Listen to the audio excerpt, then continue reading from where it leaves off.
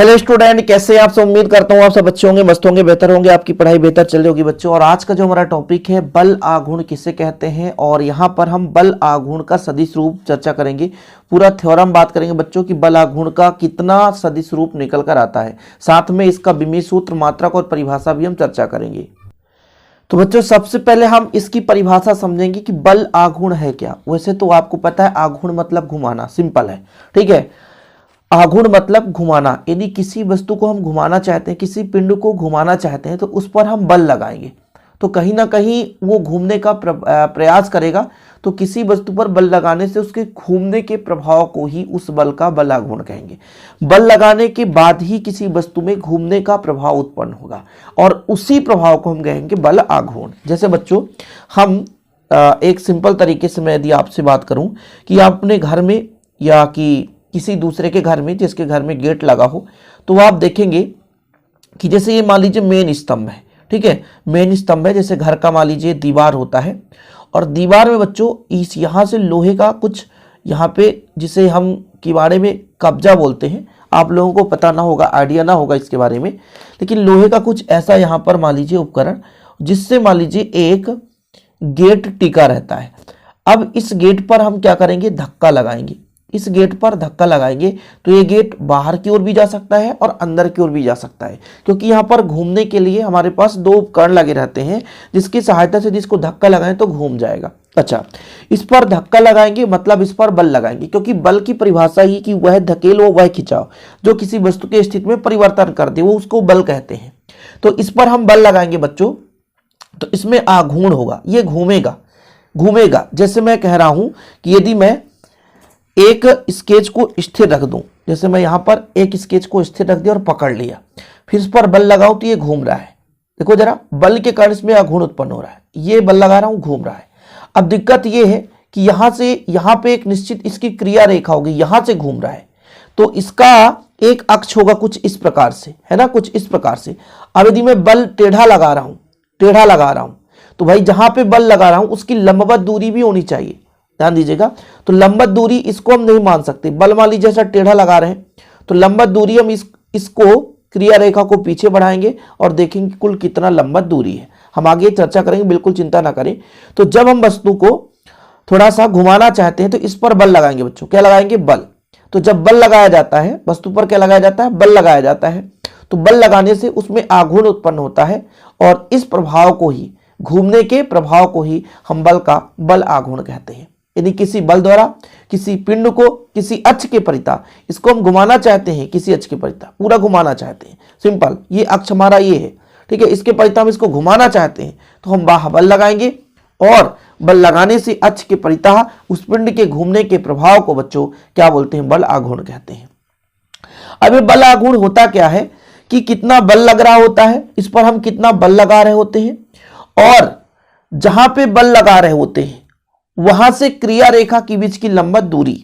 अब इसको कैसे समझोगे, थोड़ा सा अलग से डायग्राम बता रहा हूं, मैं समझा रहा हूं, जिसमें मान के चलता हूं ये क्रिया रेखा का अक्ष हो गया, ठीक है। यहां पर मैं कहता हूं इस गेट की लंबाई कुछ इस प्रकार से। अब मैं कह दूं बल टेढ़ा लग गया बच्चों, ये टेढ़ा लगा दिया, मैं टेढ़ा बल लगाया, टेढ़ा बल लग गया।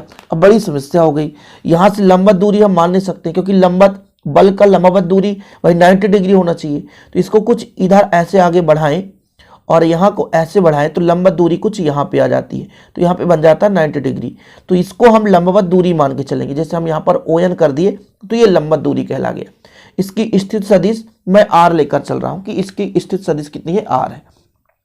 अब इसको समझने के लिए थोड़ा अलग से फंडा लगाना पड़ेगा। मैं आपको बताया बच्चों कुछ इस प्रकार से कि भाई साहब मान लीजिए मेरा अक्ष है, ठीक है, ये अक्ष है और इसके परिता मैं इसको घुमाना चाहता हूं, इसको घुमाना चाहता हूं, ठीक है। तो हो सकता है मैं टेढ़ा बल लगा दूं, ऐसा टेढ़ा बल लगाया तो ये घूम तो जाएगा, लेकिन मैंने टेढ़ा लगाया तो भाई इसके लंबवत तो नहीं, जब मैंने टेढ़ा बल लगाया तो यहाँ पे 90 डिग्री होना चाहिए। क्रिया रेखा की जो लंबाई है ये बल के साथ 90 डिग्री होना चाहिए, जो दूरी हम मानकर चलेंगे 90 डिग्री होना चाहिए, लेकिन वास्तविक रूप से ये 90 डिग्री नहीं है, इसलिए इसको पीछे बढ़ाया तो देखा कि कुछ यहां तक में हम देखते हैं कि 90 डिग्री लंबवत हो जाएगा। लंबवत दूरी ही लेकर चलेंगे तो इसको हम डी मानकर चलते हैं कि लंबवत दूरी डी है।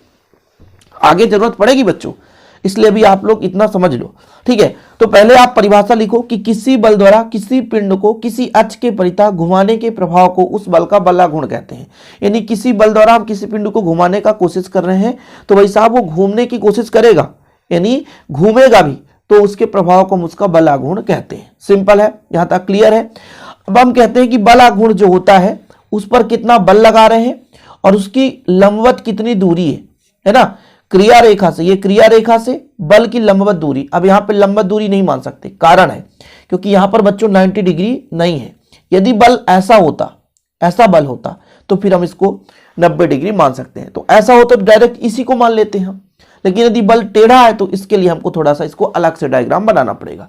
तो हमको क्या पता कि कितना डिग्री है, इसलिए हम इसको माना मानकर चलते हैं कि माना ये इतना कोण के साथ घूम रहा होता है। जरूरी नहीं है कि 90 डिग्री हो, जरूरी नहीं कि 45 डिग्री के साथ बल लगाएं, वो तो बल के ऊपर डिपेंड करता है कितना बल लगा रहे हैं, ठीक है। ये दूसरी परिभाषा है कि किसी घूर्णन अक्ष या किसी बिंदु के परितः बलाघूर्ण बल के परिमाण, बल यानी मैंने कहा बल के परिमाण अर्थात बल, और उस अक्ष या बिंदु से बल की क्रिया रेखा के बीच की लंबवत दूरी के गुणनफल के बराबर होता है।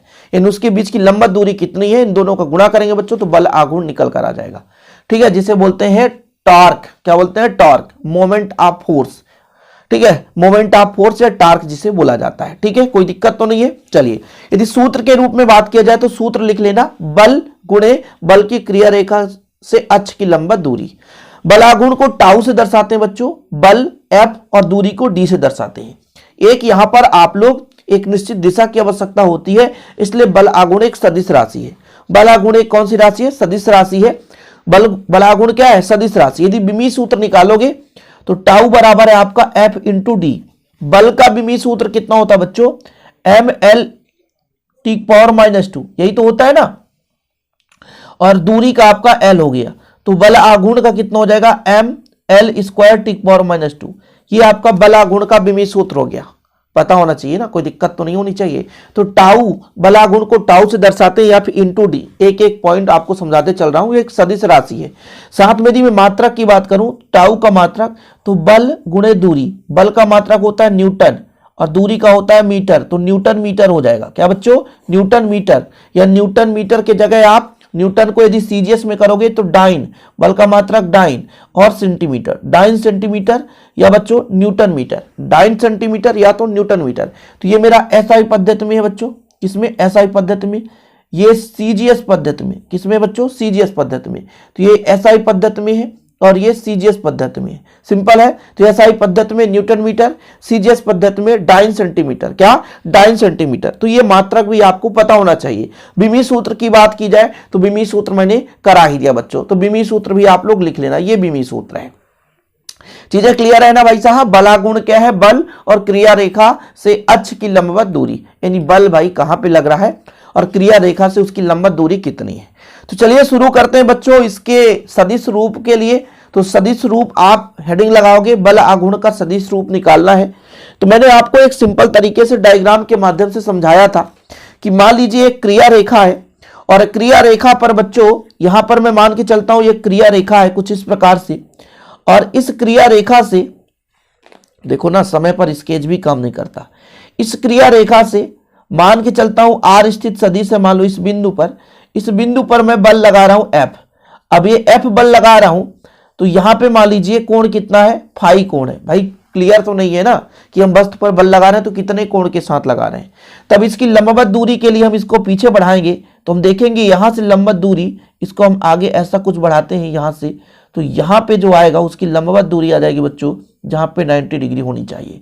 तो इसको मैं एन दे देता हूं, यहां पर मैं ओ दे देता हूं, और इस निकाय को बनाने के लिए कुछ इस प्रकार से निकाय बना देता हूं।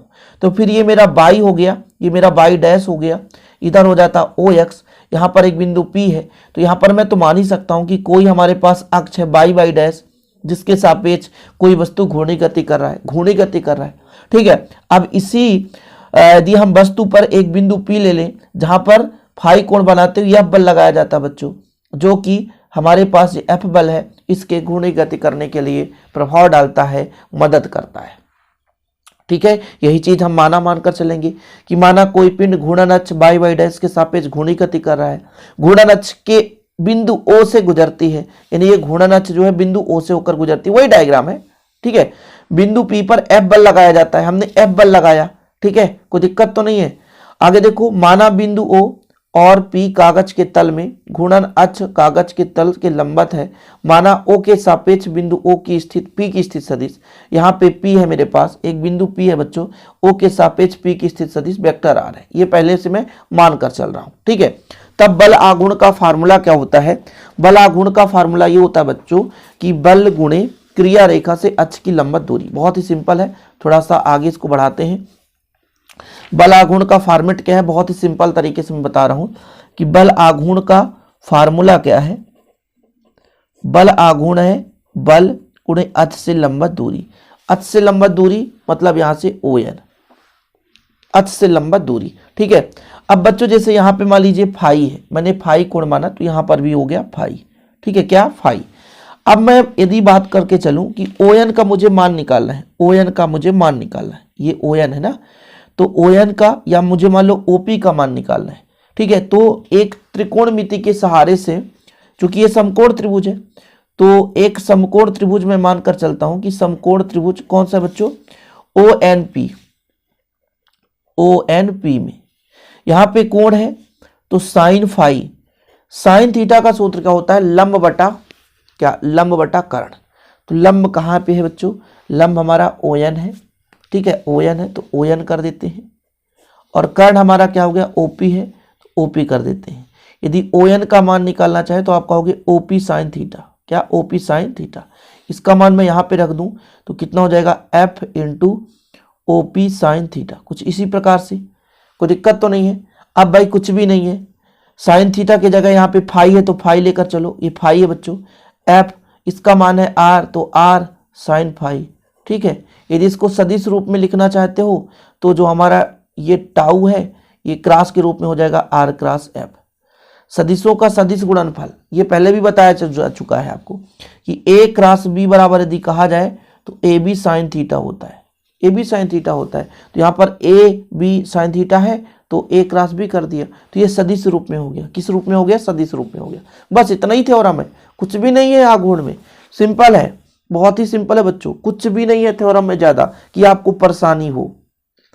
स्क्रीनशॉट लेना है तो ले सकते हैं। बल आघूर्ण बल गुणे क्रिया रेखा से ON, लंबवत दूरी हमने कर लिया। हमने कहा समकोण त्रिभुज ले लेते हैं, साइन फाई बराबर कितना होता है? लंब बटा कितना होता है? कर्ण होता है। इसका लंब हो गया, कोण के सामने वाली भुजा लंब कहलाती है। कर्ण हमारा OP है बच्चों, तो हमने कहा ON बटा OP, पक्षांतर कर दिए तो ON बराबर आ गया OP साइन फाई। ON बराबर OP साइन फाई। OP का मान है R साइन, तो R मान रख देते हैं, OP का मान R है। फिर समीकरण 1 में रख दो ON, तो R साइन फाई आ गया बच्चों। ठीक है, या R गुणे F साइन फाई कर सकते हैं। अब A क्रॉस B का फॉर्मेट होता है AB साइन थीटा, तो हमने A क्रॉस B कर दिया तो सदिश रूप में आ गया। ठीक है, यही हमारा बल आघूर्ण का व्यंजक है। थोड़ा सा मिनट लग जाता है, 10 से 15 मिनट एक थ्योरम करने पर उम्मीद करता हूं कि आप लोग अच्छे तरीके से सीख गए होंगे, क्योंकि यहाँ पर मैंने बल आघूर्ण की परिभाषा, मात्रक, विमीय सूत्र, साथ में इसका सदिश रूप भी करा दिया। वीडियो पसंद आए तो लाइक करके शेयर करें। जय हिंद, वंदे मातरम।